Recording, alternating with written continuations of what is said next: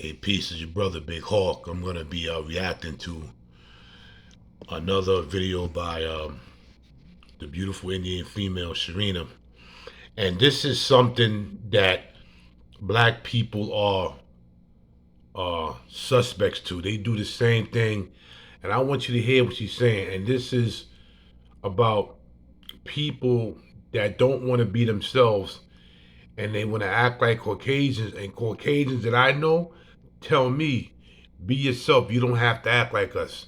If you're gonna make it, you're gonna make it. If you're not, you're not. But don't kiss our behind and don't be somebody you're not. Be proud of what you are. Let's get it. We hear the stories of everyday people. My name is Shireen and we have Richu in the building. Today we're going to talk about subscribing to white culture. Cue the intro.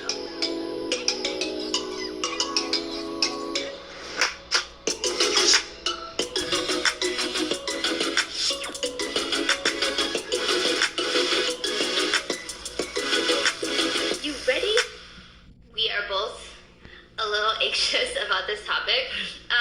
If you guys saw my live, we did a poll on which topic people wanted us to talk about, and it was on, the first one was like hereditary, right? Like, yeah, DNA test. DNA test. We asked to subscribe to white culture. What was the last one? Weed, yeah. And so that live went really well. So this was the question. At one point, I think it was like the highest.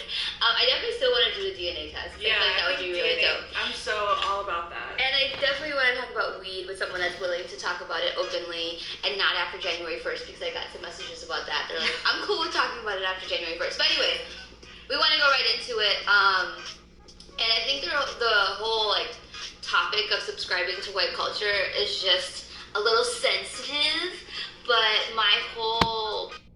To me, it's not sensitive. To me, it's being real. It's not sensitive. I speak to Caucasians every day because I do work in the city as a public safety officer. And they always told me, I see a lot of black folks, kissing white folks behind. I see them, they're kissing our behind. They're tap dancing for us. And we remember when your ancestors marched and stood up for rights. Why do y'all do this? Y'all don't have to do this, because a lot of us are going to accept y'all for who y'all are. And this is why I'm not with the prejudice. I'm not with the racism. A lot of people like me because they like me, not for somebody that I'm trying to be, but who I am. Purpose of this show is just to keep it real. Like, let's just talk about real shit. So, so why was it something that you felt like was important for us to just kind of address? Yeah, so I think that a lot of South Asian Americans, which is a lot of the people that are watching this show. Yeah, shout out, love you guys. Shout out to the mothers out there. They do subscribe to white culture because there's an image of, what success looks like and what you're supposed to be doing. But, we like to keep it real on this show, and part of that is staying true to yourself and turning on push notifications for who you really are and not subscribing to something else. So we thought we'd talk about that a little bit more openly and share our topic, our thought around it. Yeah, I think what it is, well, I think when you think about Indian, even in India, right, like the standard of beauty, this is like this Eurocentric look. And they're right about that, because there's a big bleaching problem in India right now. And there's a couple of stores in the wholesale district in Manhattan where I work at, and there's a couple of African and Indian stores that sell a lot of bleaching products. Africa has it too, Jamaica has it too. So there's a lot of bleaching products out there. And all you're doing really is giving yourself skin cancer. You're whitening your skin, but at the same time, you're damaging your body. That's the crazy thing about it.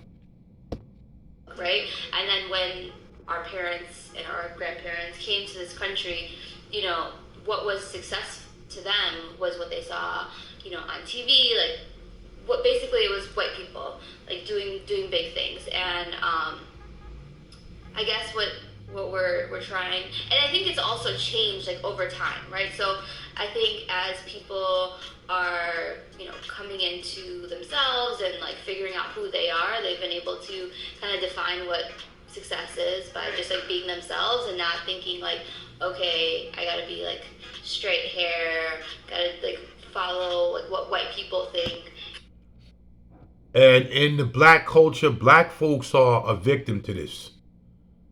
Black folks are a victim. What I'm saying is, this is what I'm saying. You do have people that talk articulate and you have people that talk proper. But then you have people that fake it.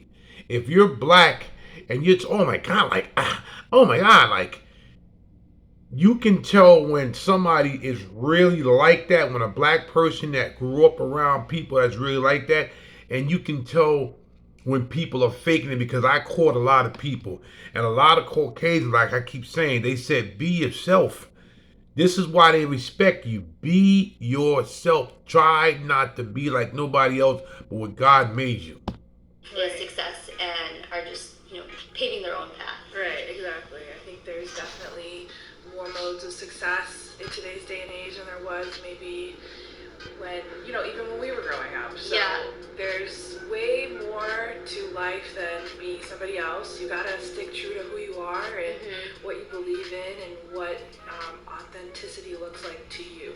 Yeah, I was thinking about like my dad telling me we shouldn't wear like Indian clothes to American church, and no shots at my dad. I don't think my dad watches my videos regularly anyway, but like. And Indian women in them Indian clothes they wear, the dresses, they look very beautiful. Indian women are beautiful, period. Even the guys are, good-looking guys, man. They know how to put on these nice clothes. The Indian culture is so unique and so beautiful, and the food is spicy, but the best food, that's like my number one favorite food is Spanish, Indian, and Asian food. But the Indian food is so good. I'm a pescatarian, so I don't eat meat. I just eat fish. But I get the the okra and the samoa and all the spinach. The Indian food is the best. So the Indian women are very attractive, especially when they put on them dresses. So yeah. I was like, Dad, like, what does it matter? And it's so funny because I was like that when I was younger. I was like, no, you don't do that in American church, right? Like, we're in America. And it's like that same idea, like you hear people saying, like, you're in America, speak English. Yeah. And I probably felt like that too. And it was because of like what I was told and what I was like, what we were like, America is like English. America is burgers and hot dogs. Yeah. And we were like, oh yeah, that's what I want. But then as we get older and we're like embracing our culture and realizing like the beauty of it and how important it is for us to maintain it, because if sweetheart, y'all culture is very beautiful. Very beautiful. Because if it wasn't, you wouldn't have a lot of people trying to learn how to cook Indian meals. A lot of men trying to marry the women. The women are trying to marry the men. Your culture is very beautiful. Nobody gives y'all enough respect and praise. But here's a black American man saying that your culture is very beautiful. If we're all gonna go do like what America is, then we're not gonna be as vibrant of a culture, of a country. And like, I think it's important for us to do these things that make us unique and like embrace these traditions, because that's what's beautiful about America. Right, exactly, 100%. So what I can speak to is that I grew up in Chicagoland with, all of my family members always around me, and having that, brown identity was a big part of who I was. And then I moved to Muncie, Indiana. I know where that is. It's in Indiana. It's small, and I went to school at Ball State, and I love my university. But there were a small amount of brown people there, and I did have to subscribe to white culture, and it was tough because I felt out of place a little bit. Yeah. But coming home was really important to me. Yeah. And finding people that I could be 100% authentic with was important to me, and getting that rhetoric like, oh, that's not really the standard. Your family setup is kind of not the standard of what America is, or your way of life is a little bit different. Having those conversations was, I think, good, and I think I had to say. We got to stop with this standard nonsense. Be who you are. Be proud of who you are. Be proud of your culture.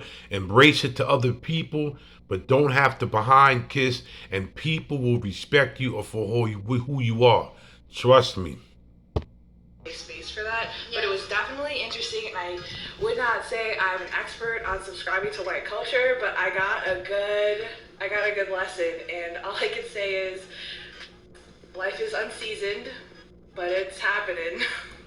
I think what it is like if you were super different, right, you would stand out, right? And I think what it is it's all about assimilation. Like when you're an immigrant, you're like, keep your head down, mind your business, try not to create too much attention around what you're doing, and just get it done. Go with the flow. Yeah, go with the flow. Do what you need to do. Be who you need to be to get to the finish line. Right. And yeah, that's been, I think, maybe a negative pressure on a lot of us, especially if you're an immigrant. Like, you want to be who you are in life, and if you're subscribing to white culture and saying that this is the image of success and it's probably unattainable for me because of who I am, it's probably creating negative pressures for you. Yeah, in regards to like assimilation, so I feel like we all kind of have like our different faces, right? So how I am at work when I worked like a corporate job, and then when I'm with my parents and my family, and I think some of that is also just like you talk about different things, you act differently, but then also just when I'm at work, I'm like more of like that corporate American vibe, right? And you feel like you have to put on this different face, right? But then when I'm at home, I'm like my real who I really am, or like everybody. I think everybody does that. Yeah, everyone does that. I gotta act professional at work, but at home, you're gonna get the ratchet self. Right, but I think that's actually been something that I've been thinking about more this year because I am in a different kind of career setting or whatnot. It's just like being who I really am all the time. Right, me too. Definitely for me as well. Like I said, I went to school in Muncie, Indiana, and my family came to visit once, I think junior year, and people had already known me. I'd been there for 3 years, and they'd come to visit, and the way I was speaking to my family and how I was interacting with them was very different than how I'd been there for 3 years. Yeah. And I had no recollection of this. My best friend pointed out, she's like, why are you talking like that? Like, why all of a sudden do you have this accent? And I was like, I have no idea what you're talking about. She's like, yeah, you're a completely different person with, your family here. Yeah. It was my brothers. They came to visit, and, we're from Chicago. We're using slang. We're talking about things Chicagoans talk about, and doing normal, hood rat stuff.